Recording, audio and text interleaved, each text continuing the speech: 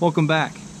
On today's episode, if you've been watching my videos, you will have seen a consistent technique that I've been using lately, mainly because it's summertime and it's hard to catch bass. Today, we're going to talk about the wacky rig. Let's get into it. When I'm fishing a wacky rig, there's two main hooks that I like to use.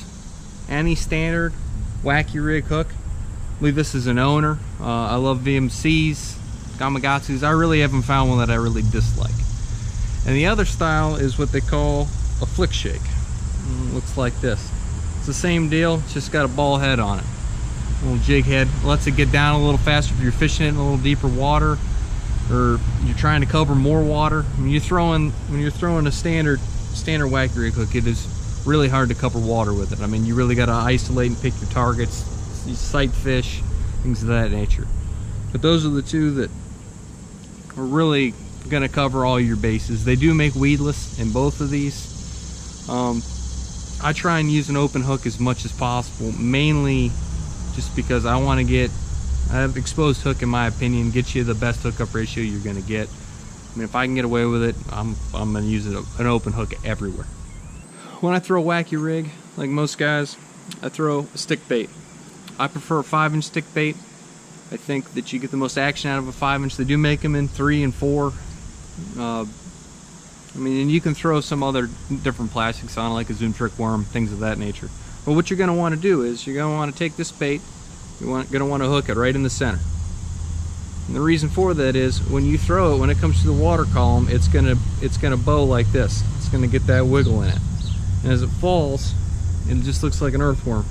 I don't know if you ever dropped a worm in the lake, nightcrawler or something, it kind of squirms like that. And it falls very slowly. On a straight hook, on a flick shake, it falls a little faster, but really it's a pretty slow presentation. And when you bring it down by them, they can't help but eat it.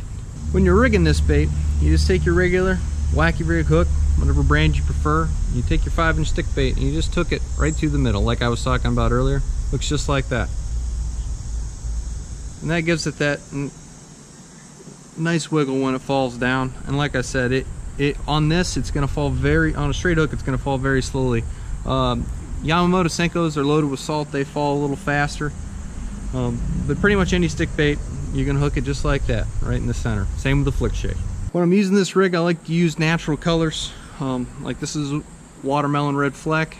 I like watermelon seed, green pumpkin pepper, and if the water's a little muddier, I'll throw like a June bug, black blue fleck. And it's just your standard. I don't try and get crazy with it. You kind of want your basic colors. You want your natural greens, and you want something a little darker if it's muddy. Every once in a while, if they're really on shad, but they're real finicky, I'll throw like a pearl or a white, up around docks and things of that nature if they're really on that shad bite, because it's the same deal. You're trying to match the hatch. Well, I hope this video has been helpful for you. Like I said, remember, hook it in the middle. Let it fall, give it time, work it slow. This is a technique you can catch bass on it all year. I mean, when the bite gets tough, this gets bit. So take it to your local lake or pond, give it a try, see what you think.